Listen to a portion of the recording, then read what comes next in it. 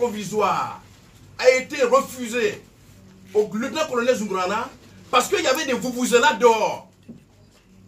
Parce qu'il y avait des vuvuzela, parce qu'il y avait des gens qui manifestaient dehors.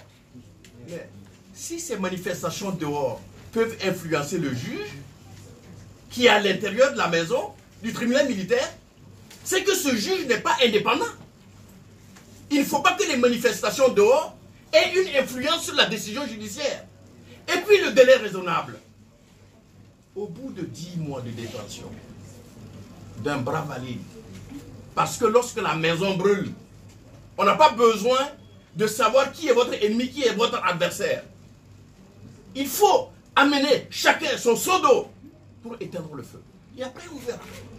Donc, cette solidarité agissante-là, c'est même un acte patriotique que ces organisateurs ont posé.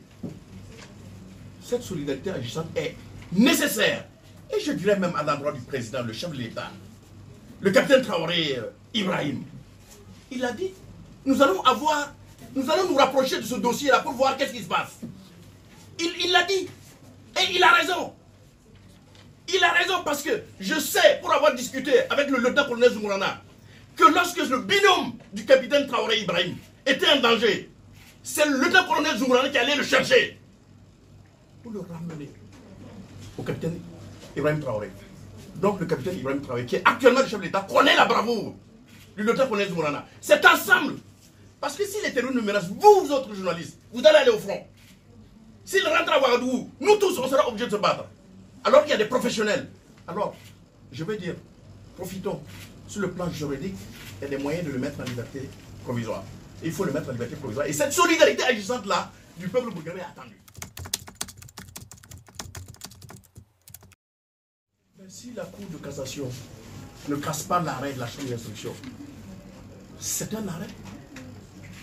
Cet arrêt peut être attaqué devant la Cour de justice à Abuja. C'est possible.